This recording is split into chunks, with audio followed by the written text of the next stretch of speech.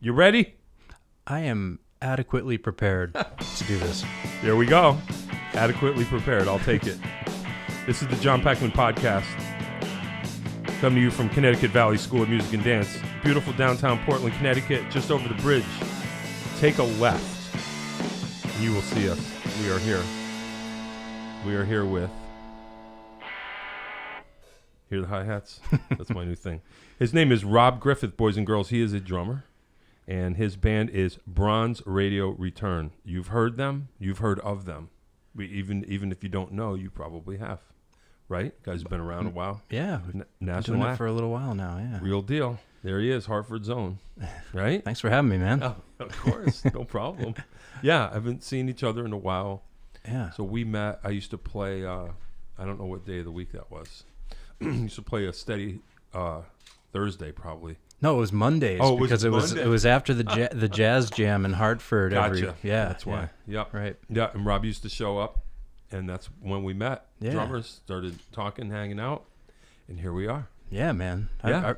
I used to love that. We would do the jam session at Black Eyed Sally's, and then go over to the Russian Lady and see you, and you were playing with like Mad Signer and Ray Morant and that crew, and it was great. Yeah, that was fun. Yeah. Again, I don't know if those were the good old days, but they were days. I'll put it that way. Like they were definitely days. I don't even know what year that was. Was it 2012, 13, I don't 14? know. That's a good Something question. like that. That is a good question, actually. Yeah, it's been a while. I suppose it could have been 10 years. Pre-COVID, at least. Oh, definitely. Yeah. No doubt about that. Yeah, it could have been 10 years ago. Yeah. So tell us about yourself. You're from You're from the area. Not originally. I live in the area, Okay. but I grew up outside of Philadelphia in a little town called Doylestown, Pennsylvania. Whoa. That's And studied. Started playing music when I was in 5th or 6th grade or so. You know, Nice. nothing earth shattering as far as my background, but I came up playing through school bands and got into high school and decided I'm gonna maybe really take this seriously. And, cool. And this is back there? This is back in Pennsylvania. Yep. Okay. And so came time to start thinking about colleges and what to do, and so I settled on Hart. Wow. I don't mean settled. I wanted to go to Hart, Sure. but ended up going to Hart, and that's what brought me here, and I've been in Connecticut ever since. Wow. That's cool. Yeah. That's cool. Wow. So drummers, so like what music turned you on? How did it all start for you? Can you remember? Yeah. Boy. Well, my parents are not musically inclined. Okay. I would say they're amazing people. They're incredibly supportive, but they kind of raised me on whatever was on the radio at the time. And at that time it was a lot of 80s music. And so I kind of was raised on that for years. And then, finally had a personality of my own when I was in elementary school at some point and started discovering all kinds of things on the radio and got really into bands like Smashing Pumpkins and Green Day and Weezer and just all the stuff, Nirvana, all the stuff that was happening around that time. Yep. And that was, kind of what made me really want to get into drumming. Oh, wow. That's cool. Yeah, so and then I really got into hip-hop music after that. And so that was like, the middle school years. And then back into high school, I was like, listening to everything, the lines were blurred at that point as far as genres. It was just like, all right, I like this or I don't. Why not? Yeah, and then and then I discovered jazz, and I heard Tony Williams play the drums, and I was just like, whoa, wait, this is something I didn't know about. I'd listened to jazz prior, but like that kind of jazz, that like hard bop kind of stuff. Yep. And that like a light bulb just went off, and I was like, man, that's like, I want to do that. Oh, wow. That's cool. Yeah. So, a lot of the high school years were spent listening to a lot of jazz and then hip hop. And I was just, like I said, all over the place. Like my friends hated riding in the car with me because like, you never know what CD was going to be on. Right. But that's cool. Yeah. And so, I got real serious about it. And then, I had some great teachers along the way, but I wanted to find somebody to like really prep me for college, so I actually ended up taking lessons with Joe Morello, the great Dave Brubeck drummer. Sure. And so I'd leave high school like early, and my mom would write me a note to get out of last science class or something. That's cool. And I'd go study with Joe Morello. Yeah, drive 2 hours up to like northern New Jersey and hang out with Joe Morello for That's pretty an cool. hour, and it was his last lesson of the day usually, so I got to hang with him a little That's bit more. wild. And yeah, it was really wild. Yeah, it was a hell of an experience, and man, I learned so much, and just being in his presence was the source. Yeah, for a lot of things. Yeah, I mean, that's heavy. Yeah, it was. He had, he was so about technique and just making sure everything's clean and just getting your sound. And he's blind, so I'd sit there and we'd be playing on the practice pad, and he'd be like, "Oh, your left hand is doing this," and I'm like, "Wait, how do you even know?" And he's just, his ears were just so in tune with like how I was playing. Imagine that. Yeah, and then I would after the lessons I would like take him to the liquor store. I'd drive him home. He'd be like, "You have a driver's license, right?" I'm like, "Yeah." He's like, "Take a little swing. My wife can't pick me up today. Can you stop in? We'll stop in this plaza. Walk him around like get a little something, right? Grab me by the arm. I'd walk him around the store. We'd grab a Canadian Club whiskey, and that's a heavy story. Man, yeah, it was Imagine at the that. time, being like 17 or 18, whatever I was, and just kind of getting to hang out with him like that, and also learn from him was yeah. So it's a wild experience. Yeah, it really was, and that I think really helped prepare me for going to Hart. Mm-hmm. So jazz. So you were like, okay, this is going to be my path.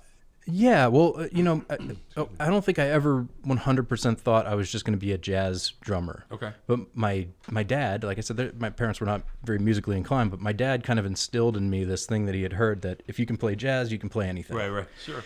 And it's an old cliche, and it's not, I don't disagree with that statement at all. I think there are some exceptions to that for sure. But, that always stuck with me, and I said, all right, then if I want to be able to play everything. Maybe because of the emphasis on technique. Yeah, maybe the emphasis on technique. I think just general listening skills and musicianship and everything that comes with that. So I was like, all right, I want. That's what I want to learn, and then I'll figure everything else out from there. Like I said, I was still listening to all these other kinds of music and playing in bands and stuff. So, that prepared me for Hart, and then I studied music management there actually, along with jazz studies. Oh, cool. So at the time there weren't too many schools Dave, that did had. you know that Hart? We did talk. Yeah. So it's all everything's connected here. Yeah, that's cool. Yeah, so did my time there for a few years, and then did you go the whole way or no? I did. Yeah. Oh wow. Yeah. Okay, I graduated and made it all 4 years. That's cool. Thankfully I didn't have to do a fifth. It was looking close for a minute there, but I had a really good advisor there. So yeah, right. So you got to get cracking on this or that, not this or that. Wow. Yep, exactly. That's cool. Yeah. So then I would imagine somewhere in there the band forms. Is that how it happened? Yeah, it was. Because we're in different circles, so I don't really know the story. So tell the story of the band, if you. Yeah, well, it all came together towards the end of my senior year at Hart, and there's our piano player in the band, Matt. Him and I had been playing jazz gigs all over town for the last few years, and but then I met the singer Chris, who was a guy that he was a classmate, but I didn't really know him. Like we had just kind of crossed paths a little bit, had some mutual friends, but we didn't really get to know each other. And he's like, "Hey, I'm working on this music, and got another guy, another guitar player, Patrick, who's interested in starting something here, and we really want to take it seriously." And I listened to the demos, and I was like, "Okay, this is I love this, and this is something I can really get behind." And so, it was probably January of my senior year, and we started rehearsing and getting some stuff together and doing some demo recording over at Hart. And then, we graduated, and we're just like, all right, how do we do this for real? Like we want to, this needs to become our job. Sure. We didn't want to get day jobs. We didn't want to, we just wanted to. Time to use that music management minor or whatever, major, double major, whatever. Exactly. And funny, I was listening to another episode of your podcast with Matt Starr. He was talking. He was talking about. Do you know Matt from around? I don't know him personally. No, I know of him. Right. He's amazing. Yeah. Yep. But he mentioned that they used to have an alias for a manager, and I was listening to that, and I'm like, well, that's exactly what we did too. And, really? Yeah. And this is a thing. Yeah, this is a thing. And I sat in my basement after college. I moved in with a couple buddies, and set up an office in the basement, and I like literally took like office hours every day and tried, cool. booking shows and doing all kinds of managerial tasks under another name. Sure. And you don't want to divulge that name and blow the thing. Oh, I can't. It was Tom Chansky.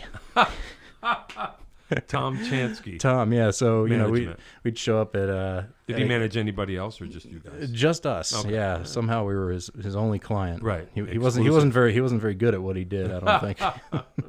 Exclusive contract. Right. And we would show up at say like a gig in New Hampshire or something, and be talking with the guy, and he'd be like, yeah, I had a good time talking with Tom, setting the show up, and I'm just like, oh yeah, Tom, yeah, he's cool. He's cool, man. I guess he's all right. Did you? So no one ever said, hey, that's your voice? Like now we're getting into it. Did you have like a voice filter? I didn't have a voice filter. Really? So you know what? They might have been able to figure that out. But I mean, again, this is also a lot of email correspondence too. So yeah. But occasionally I think maybe they would think about it. But also I don't know if they were thinking that hard about it either. Yeah, right. Sure. Yeah, they're not going to. Yeah. But I did fess up a couple times. That's funny. And after I had a little more of like a rapport, you just said, like I'm Tom. Like the second or third time we play the club, I'm like, you know what? Actually, I'm Tom. So coming with management, it seems more legit to some people. Yeah. Sure. People so just get you on that first step. Exactly. Where you're not going, hey, I'm the drummer and we're really good. Right. I got you. Yeah, that can be tricky. I mean, not that it doesn't work, but it's about that relationship building, and that's funny. if you show that one person's interested in what's going on, then it's easier to get other people interested. Gotcha. Wow. So, did you learn that in heart, or that you just figured that out? Yeah, sort of. Imagine you show up to first class is like, create a false identity lesson. Right. Wow. Well, they do. The first class was a networking class, and just about the relationship building and just the importance of that, and sure. So took a lot away from that. But there are just so many things as you know from being in the music business for so long, that you can't learn this stuff in a classroom. Right. Really, you can learn it. You can learn the basic concepts of it, but it's not the same as a lot of other degrees that you could get, where you can literally learn how to do exactly what you're going to do. Yeah. And it's really just about getting out there and doing it, and being in these situations and learning from them. So yeah, that's interesting. So that's kind of an odd question, but so did you feel that your education was worth it in the end? Oh yeah. Okay. Definitely. Yeah. I had some amazing teachers there, and made some of my closest friends, and met my bandmates there. I met my wife. I met my wife at the University of Harvard. Awesome. Everything about it was. I got you. Yeah, totally. Right. So. You kind of, and I would imagine most people realize that when you go to music school, they're not going to teach you how to become a superstar, right? And that you're guaranteed. You know what I mean? I mean, it's job placement. It's like there's no. Yeah, there's no job recruiter for finding a gig as a bass player or something. Yeah. And and that's one thing I will say, that I'm really glad I did study management, because a lot of people that were just studying performance there, they didn't really require them to take any kind of business class. And I feel like I've always felt that there should be like just a mandatory basic level business class of just like things about networking and just like kind of how to get your name out there. And I think a lot of people assume that you graduate, you're a good musician, and things are going to fall in your lap, and it doesn't. That's interesting. Doesn't really happen that way. So wow, well that's kind of cool. And then you're saying like it's almost like method. You gave yourself office hours and a thing, so it's not just that the management persona is strict. Do you think like that's a way that you're kind of like you're taking it seriously because you have an actual persona and a time and a place to get the business done. Yeah. And then leave the creativity to that side of it. Yeah, totally. It kind of helped keep me in check, and why not? And it didn't hurt that I had 5 other guys in the band that were like really counting on me to do some things. And everybody chipped in. It wasn't just like it was just me, but for a while it was it was that, until we actually got people that were able to do that stuff for us. Right, that was going to be my next question. Did you eventually got management. Mm-hmm. Okay, that's cool. Yep, management. Cool. You know, by about 2011 or 2012, we had a pretty full team of, you know, everything from management agency, label, publishing company. Wow. So you just got the team PR. together. Yeah, we had the whole team. Wow. So yeah, that's cool. And you know, we've just been making records since. So gigs around Hartford, like how did it start? Sully's Pub, baby. Oh, really? You remember the good old days at Sully's? Sure, of course I do. Yeah. Well, actually, I should back up. Our first actual show was at the University of Hartford, spring weekend of my senior year. And it rained on us, and our set got cut short to like 2 songs, and it was, you know, it was fun, but it was, you know, looking back, I was like, oh man, I wish that could have been better. But then we played it at Sully's, and you know, probably the first time we played, there was 20 people there, and they were all our friends. And then the next time there was 40 people, and you know, it just kind of grew from there. And that's awesome. Until you know, then we moved to Black Eyed Sally's for a while, and then we started playing at the train station downtown, the Union Station, when they were doing concerts there. Yep. And this was before we had like Infinity Hall or any, you know, some of those places. But so literally just a Hartford story.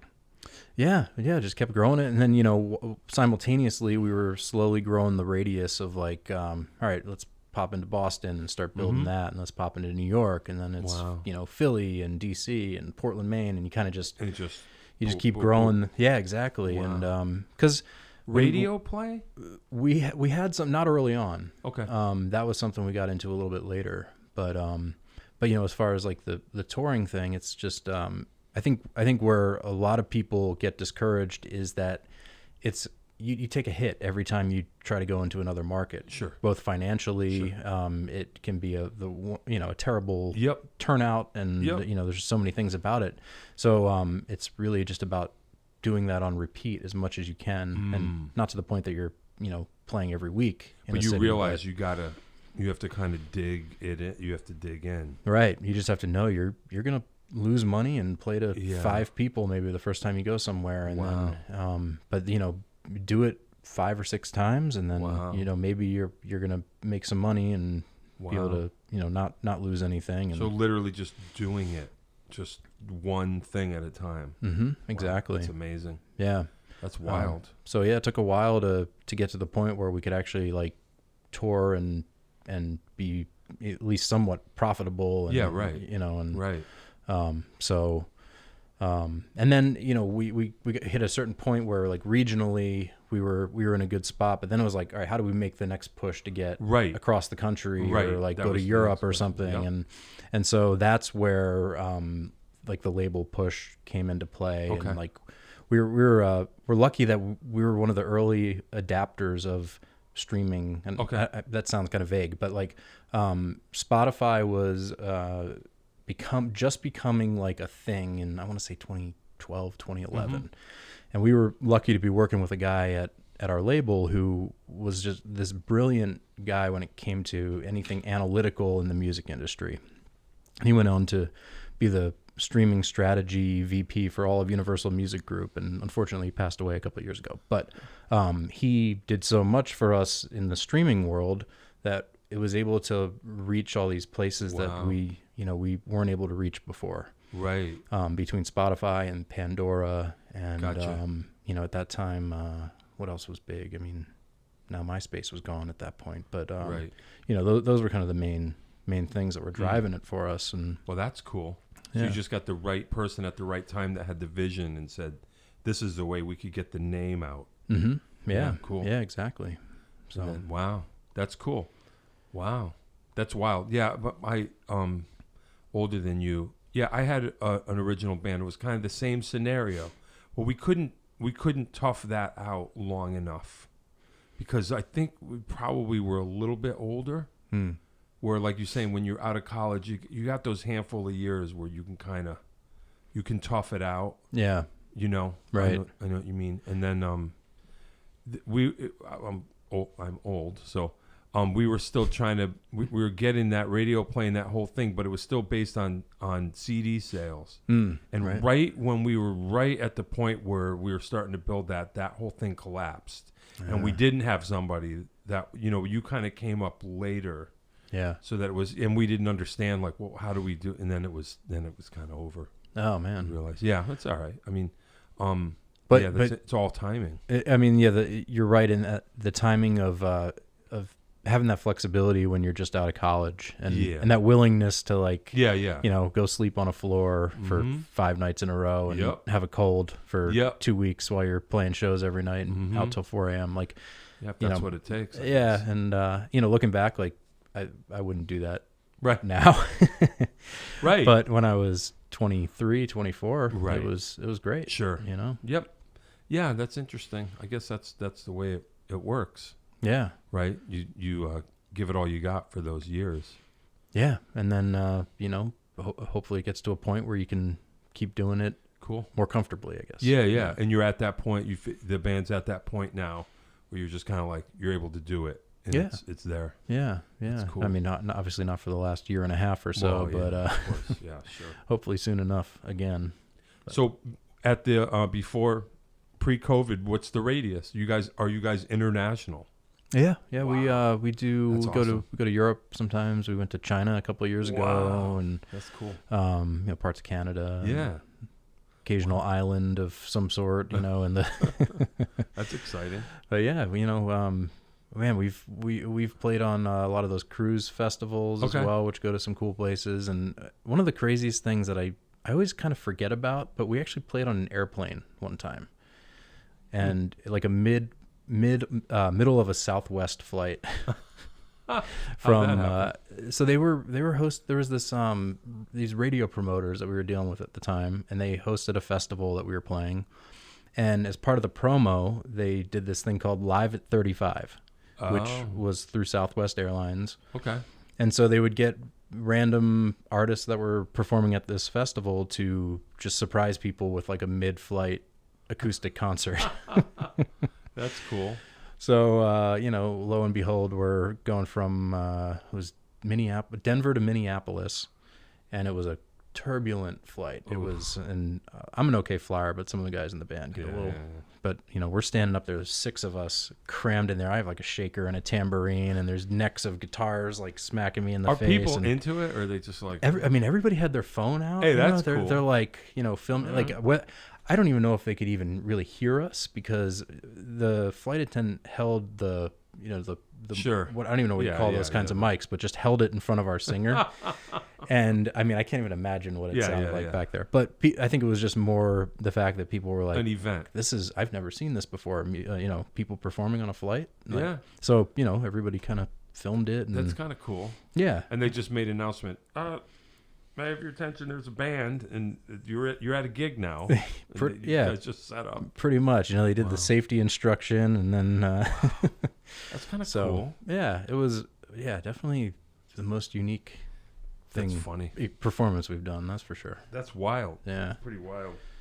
What is the? Well, I guess I don't know. I'm not gonna. What's the most exotic, interesting place you guys have played on the planet? Is there one that comes to mind? That's a good question.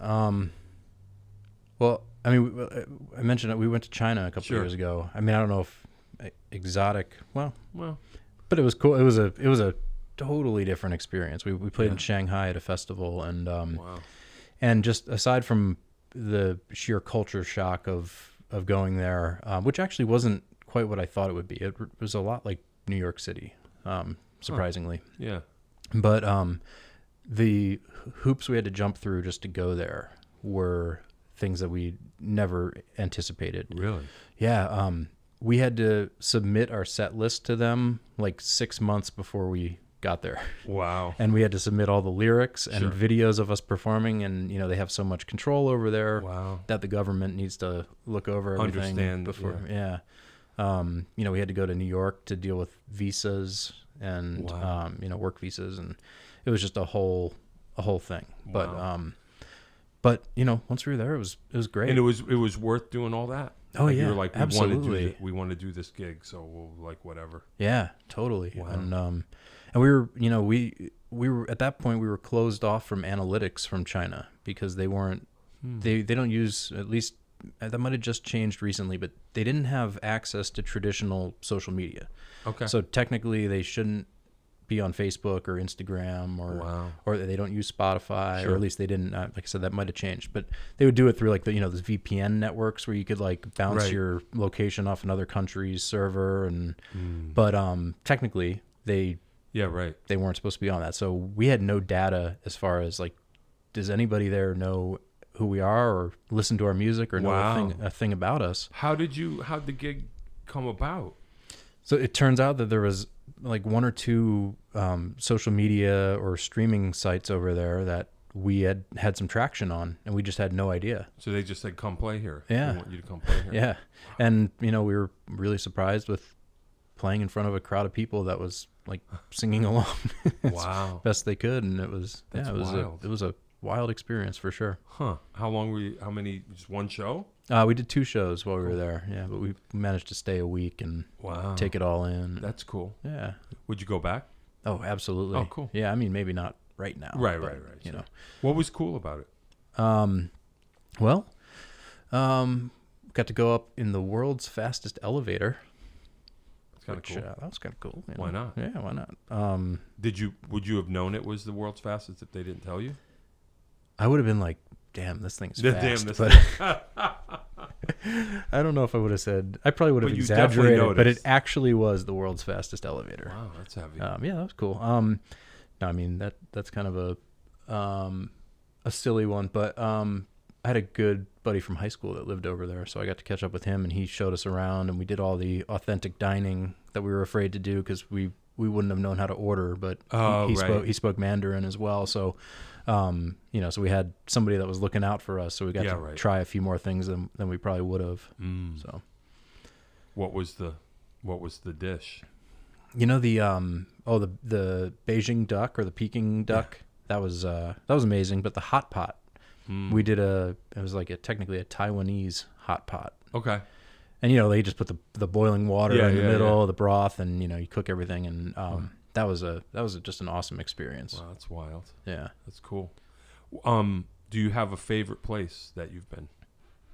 Without dissing every other place. Boy, that's tough. Sully's Pub, Tiki Bar. Yeah. Boy, that's a really good question. Like when you get your itinerary, are you like, yes? Like where? I love Denver. Oh, nice. I love. Never been. No. Nope. Oh man, check it out. There's just so much to do there. Yeah. Yeah. San Francisco. Yep. Pacific Northwest in general, I just love. I love like Amsterdam is amazing. Never been. Place like that. Or Austin. Mm-hmm. Sure. Just there's so many great places out there, and everyone's trying hard these days, I think, to bring people into their cities. And Yep. Yeah. Yeah, for sure. That's cool. Cool. That's wild. So, are you guys plugging back in? Like we're all kind of plugging back in slowly. Yeah. You have a tour? We don't have anything planned at the moment. No, I think we're going to hold off till 2022. Okay. Because right now there is kind of a mad rush of people trying to tour, and there's still some uncertainties for sure. So you can just hang. You're gonna hang and then hit the next cycle. We're gonna hang and hit the next cycle. Yeah, that's cool. We've been doing stuff remotely, putting out some songs and staying busy in that regard. How many albums have you put out? I think 5 full lengths and two or 3 EPs. Wow. At this Did point. you do anything during the pandemic? We did. Yeah, we released 3 singles. Oh, cool. And we actually have something coming up in a couple of weeks that we're putting out. We're starting to do like a celebration of our catalog and like a virtual box set, if you will. So we're doing this multi-part thing that'll have bonus content and some new stuff, some previously released stuff. Cool. Yeah. Awesome. So that's pretty awesome. And so, because your name came up we were talking to Michael Cleary. Yeah. And you played his record. Yeah. That's cool. My dude. Yeah, yeah. We became pandemic friends. I didn't actually know him prior to to the pandemic, and Oh, wow. I knew of him. Yeah, and sure. we had met maybe once or twice, but Yeah. I didn't really know him. And he hit me up, and maybe like last April or maybe about a year ago. So is he a fan of your band? I don't even know if he knew the band, but Really? I think somebody else, because I produce and do some other I see. stuff, and so I think So they were somebody like, else "Get Rob." recommended me for it, and I think it was mainly just like he can do this at home, and he has the setup, and So you're set up. You can yeah, do the whole.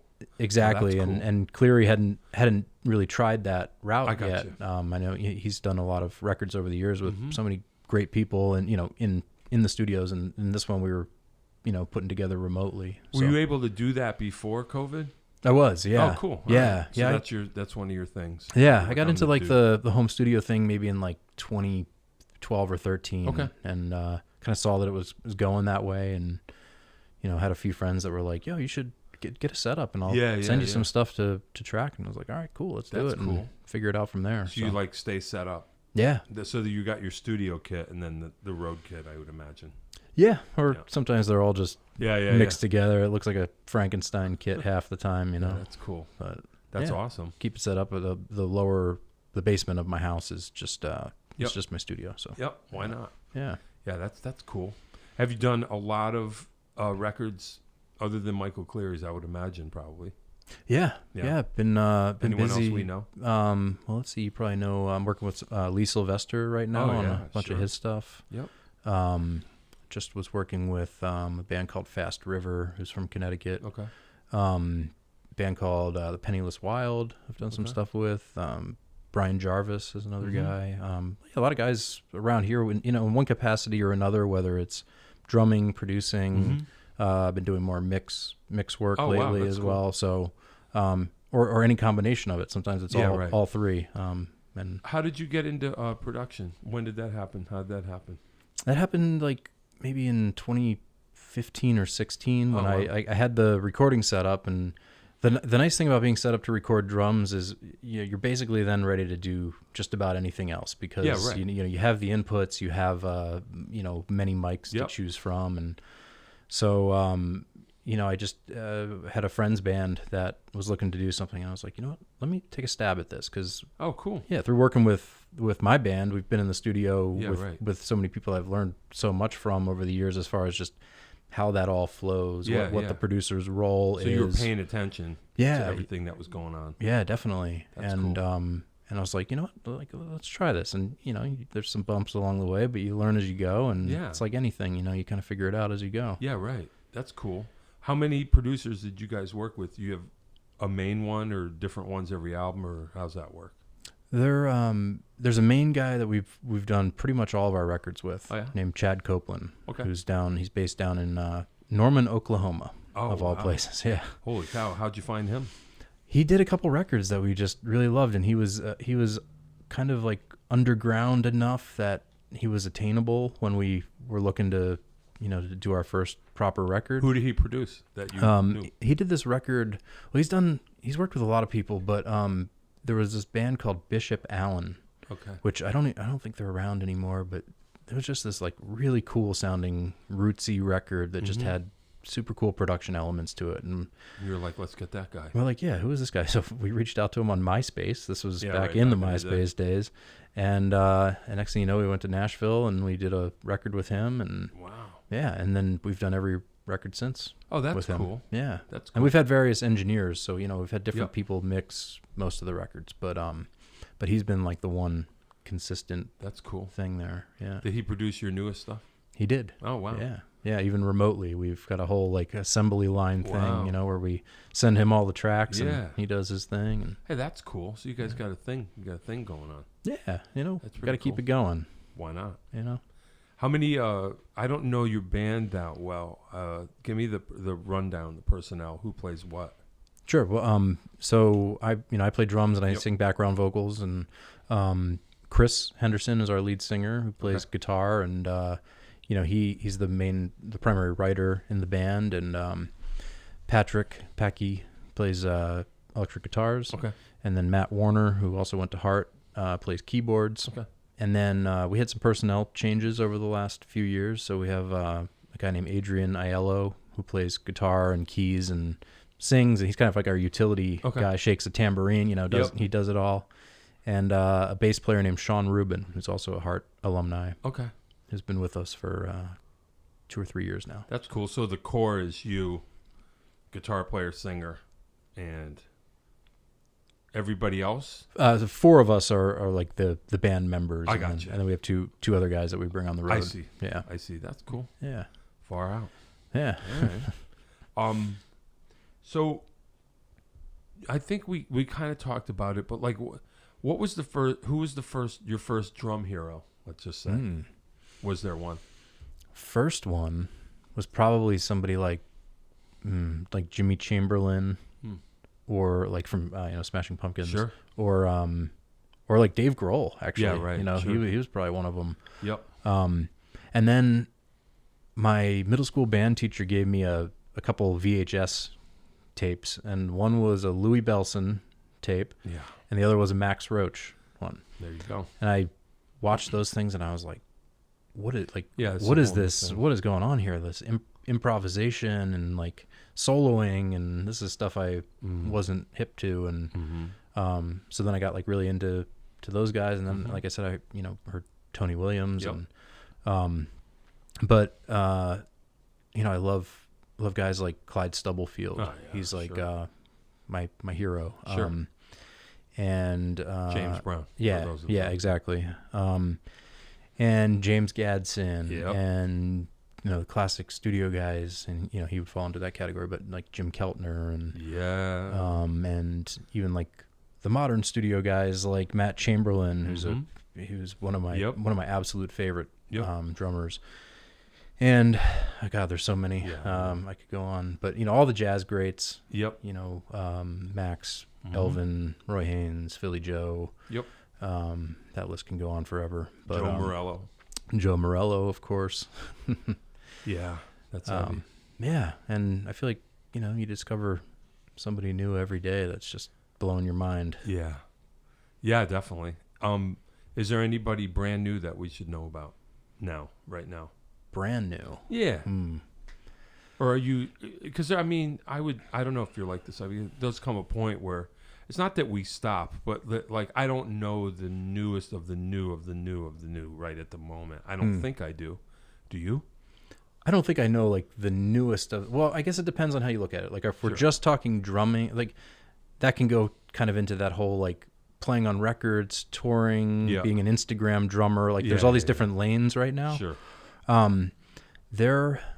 There's one drummer who he's not necessarily new, but I feel like he's kind of like going to be like the next big studio dude named James McAllister. Okay, yeah, I don't know. All right. He's an LA dude, and check it out. Yeah, he's amazing, and he just played the Grammys with Taylor Swift. Oh, okay. And he's in that whole camp with why am I drawing a blank on the names? The guys from like the National. He plays in the band The National actually as like their second drummer, and works with Sufjan Stevens, and he's just unbelievable. And I feel like not that many people are familiar with him at this point, but I think they will be. Yeah, that's cool. He kind of combines that classic feel with just like he's a production genius as well. So he just kind of combines it all. Yeah, it seems like now, right? Everybody is everything. Kinda. Yeah, I guess you gotta. Like everybody produces. Yeah, to a degree, to some degree or another. That's cool. Yeah, it helps. It helps with your decision making as a player. Well, don't you think, like you're saying, like the way the business shifts, it's not enough to just be a drummer. You figured out how to record yourself, and then by default, you're like, oh, okay, I know how to do this too. Instead of just showing up to sessions, because the business isn't really like that so much anymore. Yeah, where you're, back in the old days, we were talking about in the 60s or 70s, you're in the union and you're getting the calls, and you just come in and do sessions and go home. Right. Now everybody has to know how to do everything. Yeah, and those were the good old days, I guess. When you hear like how much session work there was, and I mean, one of the main reasons I wanted to get into recording was I always wanted to be a studio drummer, but there wasn't a lot of there's not a lot of studio work around Connecticut. And, it falls in small circles. It's like, you're playing with a band, so you record in a studio, but there's not many guys that are like bouncing between bands. And I was like, I at least want to just figure this out and Sure. be able to do it. Yep. And so that's kind of what encouraged me to put it together. And That's cool. it's it's been a fun process. Why not? I love learning something new too. Yeah. So That's cool. Yeah. What are some of your favorite? Can you characterize what are some of your favorite things to play, feel wise? Like, where do you feel your wheelhouse is? Because I'm assuming that that your band's not a jazz band, right? Right. So, right. what are some of your favorite styles to play? Like if you had to consider yourself something, which none of us can do. Yeah, I know that's tricky. I think probably what people would consider me to be is different than what I would ultimately love to be. Sure. But I mean, like I said, I grew up listening to so much hip hop and soul music, and I love playing that stuff, and I don't get to do it enough. And I find myself when I'm playing drums by myself or practicing or whatever, like I kind of default to that a lot for better or worse, But I think, I play in an indie rock band, which, I wish there was a better term for that these days, but you know what I mean? That's about the best I can describe it. And with that, there's a certain sound that goes with that. And it's pretty gritted, and that it's, pretty tight on the metronome, and, not a lot of room for error with that. We do a lot of stuff with, live electronics and things like that. So, so that adds a whole other layer to the mix. So you're good playing with a click. That's a skill, and you're good with that. I mean, I do it a lot. Yep. So, and I've definitely gotten better at it by being put in a lot of these, either recording or playing live to it, and not our whole set is not on a click, but there are some things where they are for reasons, because there's sounds and textures that are going to pop in and out that we have. So I play a lot with a click, pretty much whatever I'm doing. I make sure I have some time reference going on. Yeah that's cool. Were you aware Roger Hawkins died, Muscle Shoals? Yes, I saw. That was a couple weeks ago. Yeah, it's a drag. Yeah. I used to soul music. Roger Hawkins was Muscle Shoals, Alabama, house guy. I remember when I was a kid, not knowing, much, and I heard Since You've Been Gone, Aretha Franklin, and that's Roger Hawkins, and just the way he pushed those hi-hats made me know. It was one of the first times I remember noticing drums, just saying, "Oh man, I like that. I like what that is." Yeah, and that was him. That was Roger Hawkins, among other things. But he played on so many records, man. Yeah, a lot of great stuff. And that, going back to those good old days of there was a studio in a city with a scene and a revolving cast of players, and that was such a cool thing. And it's too watered down now. There's just too many. I don't mean that in a bad way. Yeah, there's too much going on. Yeah. There isn't like a modern day Wrecking Crew. Even though actually maybe there kind of is. I feel like there is one developing right now. Oh yeah. Well, like the Blake Mills scene, Blake Mills, Pino Palladino, Chris Dave. Talk about a favorite drummer. But I feel like there's like that circle that's maybe becoming kind of that right now. But the Cats. Yeah. Yeah, that's cool. That's cool. Well, I mean, what's coming. So Desert Island album. Desert Island album. Or does it have to be one? Or no. Just I mean, how it is. It's one of those things you think it tells us who we are. Well, one that I think you'll maybe agree with, because I know we're both big Tom Petty fans. Oh yeah. Full Moon Fever. Wow, interesting. That would be up there for sure. Yeah, cool. Cool. Love that. Just the writing. Yeah. The band. Yep. The whole story behind that too, from the documentary, where the guys that didn't want to play on it. Yeah. Yeah. That's definitely up there. Another one randomly, Bon Iver. Oh, wow, the first Bon Iver. I mean, I love all of their records, but the first one called For Emma, Forever Ago. Yeah, I remember that. Yeah, like if I was stuck on an island, like it's just beautiful music that I can listen to over and over. Yeah, I remember that. Hearing about it, going, all right, what's this all about? And yeah, I'm going, oh yeah, okay, yeah, cool, yeah, interesting. Yeah, I haven't checked in a while. Yeah, check that one out. Yeah, it's cool. I mean, will. It's not gonna inspire you necessarily from a drumming standpoint, but it's just like the songs are just so great, and the way he put that whole thing together. But that's interesting. Yeah, I love that. Vampire Weekend, Modern Vampires of the City. That to me is like that's kind of like the mecca of production, I think. Oh, really? In my opinion, like, I don't know if I know that one. It's their second to most recent record. Okay. And I'm sure there are a lot of people that love that band and they're like, oh, it's not even their best record. But oh, really? I mean, I think just the great band. Yeah. I mean, I remember the initial impact. Yeah. And I was like, wow, yeah. Yeah, they've made a really big impact, and just I think that's one of those perfect like the meshing of the writing, the performances, the production, the sounds, the boundaries that they pushed. It was just like the stars aligned on that definitely. one. Yeah, I have this thing. Someday I'm going to make a mix about this. I think they would fall in that category of like debut albums where like their whole world is formed, and you hear it and you go, I want to get in this world. And like, I think, don't you think like when they came on, it was like, oh, this is a new way to be. Yeah. Like I got to get in this. Like they already made the thing, and they're just going, come on, hurry up, get here, get where we are. Right. I would think they were. Who else would you think like would fall in? Oh man, I have a whole list of first debut albums. Yeah. Violent Femmes. That first record is just like, what's going on? When did this? How are they? And you're just like, I got to get on board. Yeah.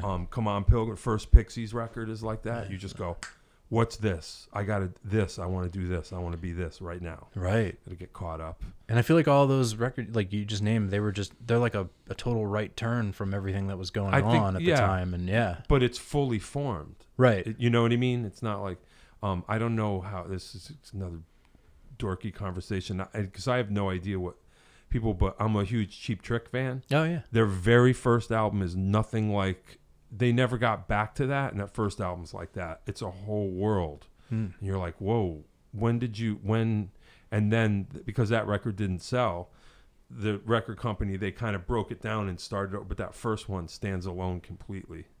It's just kind of like, oh, like there's no, wouldn't you say Gish, right? Is that Smashing Pumpkins' first one? Oh, is it Gish? I think it is. Yeah. Yeah. They're like that. My wife's into them. She turned me on. She was like, start from the beginning, and then you're just kind of like, oh yeah, what's going on here? Right. You know what I mean? Yeah. They already have it together, I think. So Yeah. I would say that would be one. Debut albums. I know. The Doors.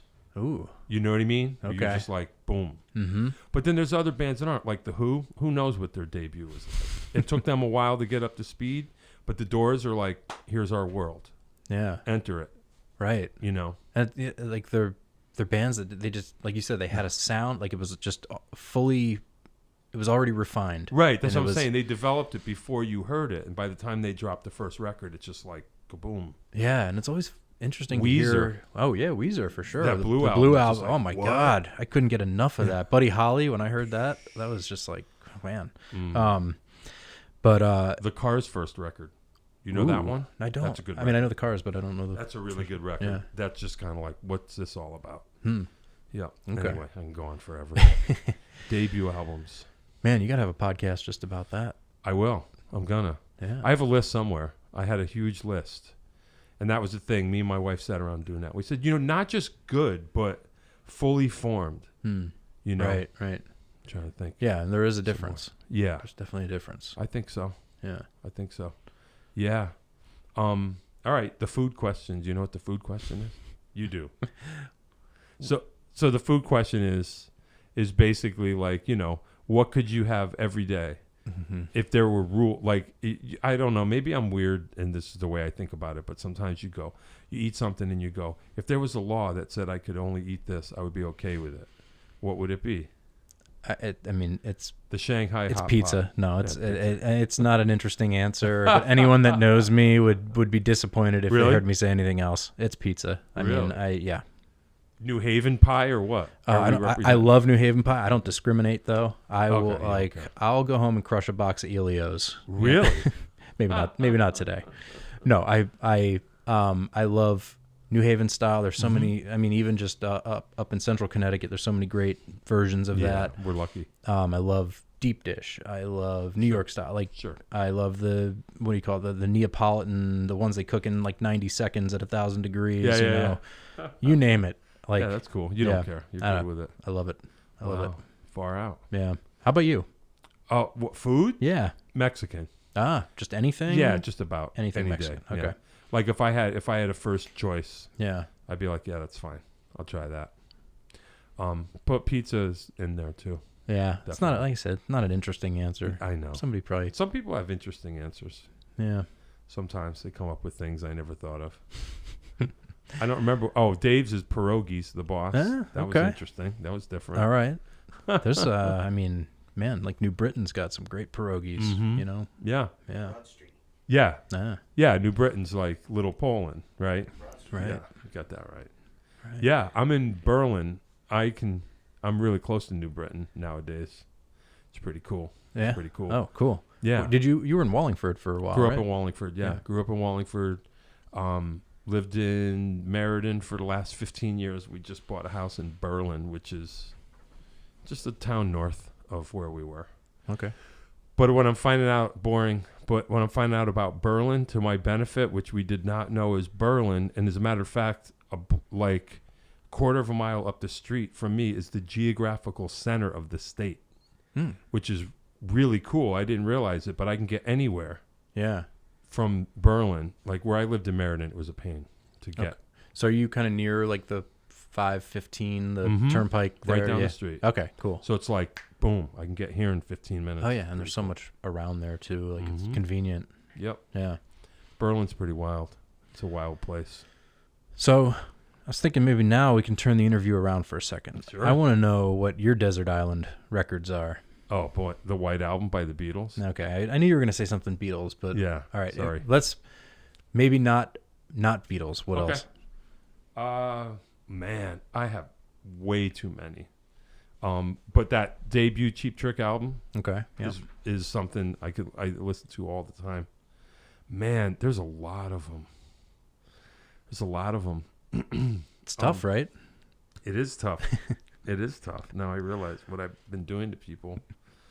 Desert Island. Man, I'm making, like, I have a mix thing that I post on a site where I remember back when we thought we were all going to die, like a year ago? Yeah. And I decided I'm going to tell my life story in albums. And I made like the list. And I'm making my way through it. Okay. It's a lot of, I mean, the Cars debut album is pretty good. That's up there. One of my, I'm not a big jazz expert, but there's a weird Duke Ellington album. I love Duke Ellington. There's a Duke Ellington album that's a very bizarre, weird album. That's a Desert Island album for me. Which one? It's called All Star Road Band Volume 2, or is it Volume 1? He played It's a Dance in 1957, so it's a year after the Newport Jazz Fest where they kind of blew up again. Okay. And I don't know who recorded it, but it's a beautiful stereo recording of the band, and it's a dance, so it's not like a concert. They're just kind of like, it's a little loose, Okay. And I just like that lineup. Sam Woodyard on the drums. Okay. Johnny Hodges, Harry Carney, Paul Gonsalves, the most famous lineup that he has, and they're just playing, but they're kind of playing for each other because it's like a dance. It's like a gig instead of a concert. It's a really cool recording. It's like a double album. Remind me the name one more time. All Star Road Band. All Star Road Band. Okay. Yeah. I think it's still around. I got it on vinyl, like from the Columbia Record House Club when I was in high school. Okay. And it's really cool. Probably on Spotify. Maybe. Yeah. It's weird because it's like 1957. they're kind of you can tell that they're kind of aware of rock and roll, kind of. Because I don't know if you know, Paul Gonzalez was the tenor sax player. And he's kind of, it's not rock and roll, but it's a little bit R&B honker kind of player. Mm-hmm. And like the band is just driving. Like they're like I said, I don't know if I'm sure they were aware of rock and roll, but it's heavy. It's kind of heavy. Gotcha. Okay. You know, and it's like, ooh, the band's really good. And at that point, I mean, some of those guys had been playing together for 30 years by the time they got to that. Wow. Okay. Yeah, it's like Salty Dogs. Yeah. Yeah. That's one I could listen to all the time because it's a beautiful recording. It sounds great. Probably just somebody with just, a stereo tree setup or something. Yeah. It sounds great. Do you have like a special listening environment at home, or do you like headphones? I most certainly do. Okay. Jeez, that's all the wrong. Let's geek out. I wanna know more, man. I'm into let me see. Years ago, I grew up with a friend of mine who's deceased, unfortunately. Now his family is hi-fi royalty. They owned a company called Krell, which is like if you're into hi-fi. Oh, yeah. Right? Yeah, totally. So his dad was Krell. I mean, his name isn't Krell, but the D'Agostino family, and he was the son my age, and hanging out with him, you'd be listening to, I don't know, $20,000 stereo system. I have no idea. And I used to hang out with him years ago, and then got kind of lost touch and got back in touch with him about 5 or 6 years ago. Would hang around at his place, and you would listen to the lousiest music you've ever heard, and you would think it was the greatest thing you ever heard. And like it just blew my mind. So, and I was listening to an iPod with $20 earbuds, and he's like, "No, you gotta." So I got into the portable hi-fi. Okay. So I have and this is all what they call chi-fi. It's Chinese hi-fi. So it's like, never even heard that term. Yeah, it's like a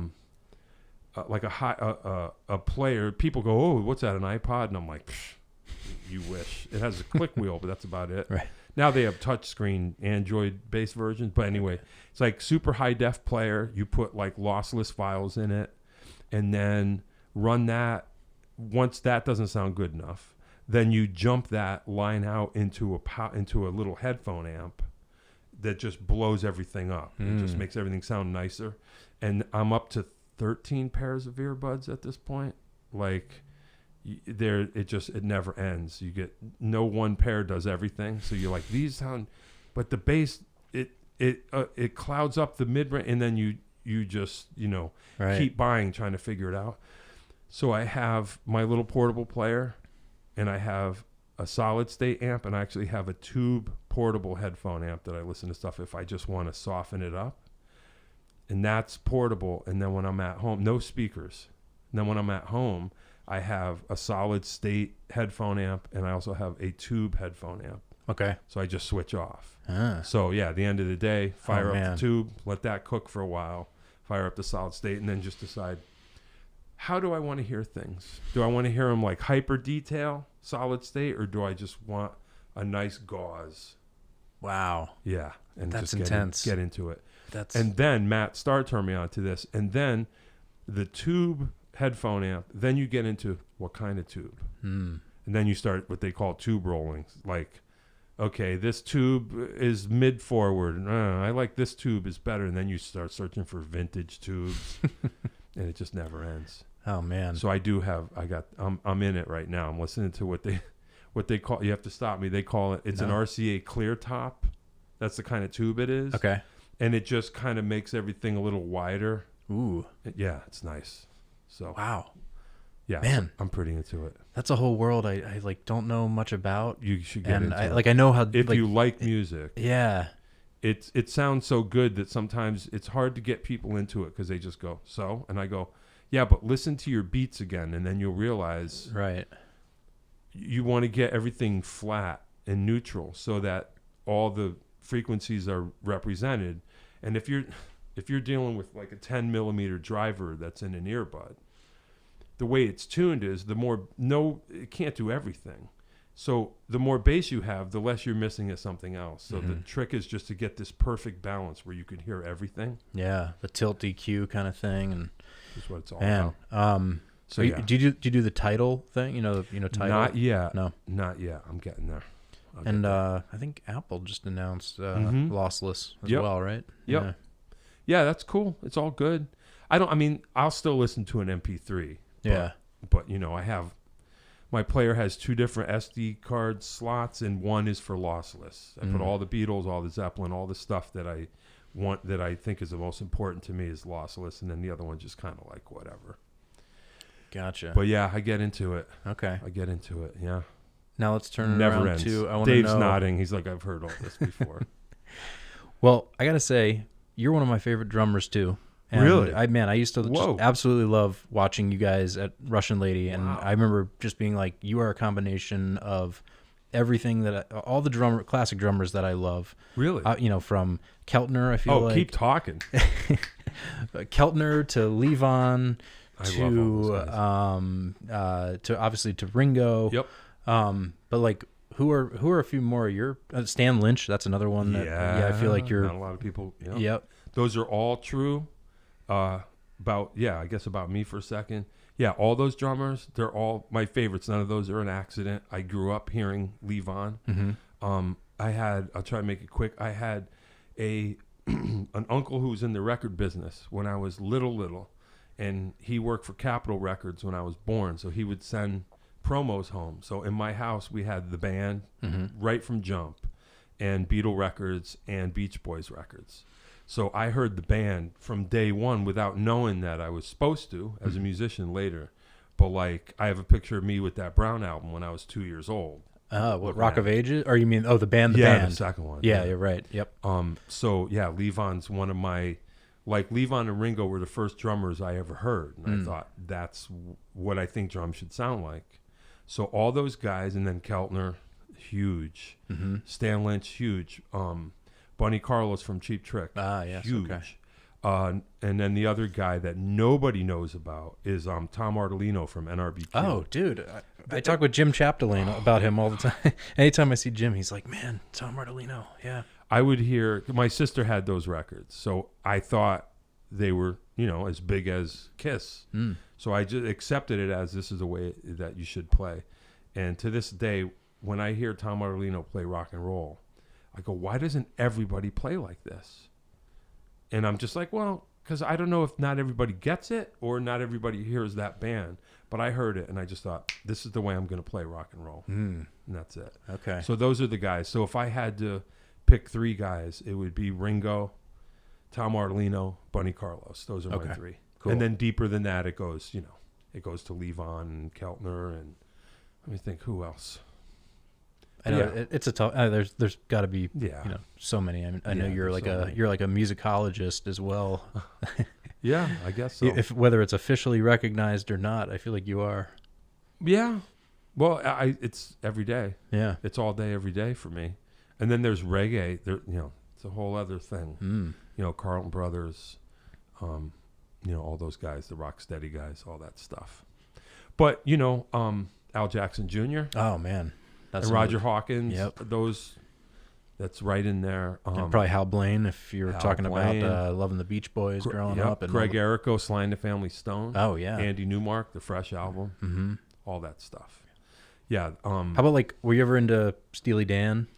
Yeah. My problem was right when Steely Dan was blowing up, I was getting more into punk rock. So for me, I don't know if you ever have a thing like that where it represents the opposite camp, so you ignore it to your detriment, and then later you go, oh, shit, I should have paid attention. Yeah. Oh, we have to bleep out, I just swore. Oh. But I do, of course, obviously now, when you listen to Steely Dan, you're hearing all the greatest drummers. But at the time, I didn't care. Gotcha. I should have. I didn't either. It took me till maybe I was like 25 or 26 to be like, oh, wow, there's some major depth to what's going on in these records. And hearing Purdy and and it's funny, there's so many guys that just played on one tune with Steely Dan, and it's like one of their top credits, like Rick Moratta, Steve Gadd, Keltner, all those guys only played on one tune as far as I know. Yep. It's mostly Purdy and Porcaro and Yeah, Jeff Porcaro. They're all those. I don't think there's any surprises. Yeah. You know, Richie Hayward from Little Feat. Oh yeah, amazing. Yeah. Do you know? You probably know Tony Leone. Does that name sound familiar? Yeah, it sounds familiar. Tony was my drum teacher when I was at Hart, actually, but he played in Levon's band as the second drummer. Oh, okay. When Levon would play mandolin. Yeah, yeah. And he played in a band called Olabelle with Amy Helm. Oh, okay. And and he just got the gig with Little Feat. Oh, yeah. Yeah, and he was playing with that's cool. Phil Lesh for a while before that. Yeah, and, Chris Robinson, Brotherhood. Anyway, he's an amazing. He's a guy that I really look up to because he was a straight ahead jazz drummer doing that whole thing. Gotcha. But he always was a fan of the band and you know other classic stuff. But you know he found his way back into that, and he's made such a mark in that world. Yeah, gotta love it. Yeah, but he's from Connecticut as well. Oh wow, I think he's from Newington. I want to say. Hey, that's cool. Yeah, that's a heavy gig. Yeah, that's amazing. Yeah, Richie Hayward, you know, he's somebody too. I mean, there's so many of them. Yeah. But yeah. The list goes on. Yeah, it sure does. Just trying to think, what are we missing here? I don't know. Let me think. Drummers of Michael Jackson. Hey, you know, well, I shouldn't say unfortunate because he's great, but you know, you get into the Jim Keltner thing, and then there's Jim Gordon. Oh, dude. Really good. Yes. Apache. Crazy story with Jim Gordon, but killed his mom. Yeah, he's still alive, right? He's still in jail. I think so. He's still in jail. But he was a great drummer too. Yeah, Jim Gordon. He played on some of the Steely Dan records. What he played on, like Pretzel Logic, I think. He's on Apache, the most sampled hip hop. That's him. Right. He has a thing. The way he drives that ride cymbal, really heavy eighth notes, like, Jim Gordon. Man, like you listen to those interviews with Jeff Porcaro, and he's like, the best studio drummer in the history of the world is Jim Gordon. Yeah. And it's such a shame that his career was cut so short. And it happens. It happens. Yeah. All right. Well, you know what? We're creeping. We're past the 1 hour mark, so we don't want our cameras to run out. Oh. Okay. So as I always say, we'll do this again. Let's do it. You know, now that we're up to speed, I always say, by the time we get to the getting to know you phase, we're running. It's getting long. So next time we'll just get right into the music. Love it. You know what I mean? Let's do it. Hey, I really appreciate you coming. Man, thanks for having me, man. Yeah, of course. So we will do this again soon. This is the John Peckman Podcast, coming to you from Connecticut Valley School of Music and Dance, beautiful downtown Portland. Come over the bridge, start looking left. Rob Griffith was here. Let the record show. Here he is. There he is, ladies and gentlemen. Bronze Radio returning eventually. Eventually. Yeah, eventually. Yeah. Just like definitely on the on the Spotifys and the Apples and all that for sure. Listen for it. Listen for it. All right. Take care, everyone. I'll Thanks, see you next time. Thanks for coming. I appreciate it. All right. Thank you. I'm John Peckman. That's it for the John Peckman Podcast for today. Thank you very much for listening. We will see you again.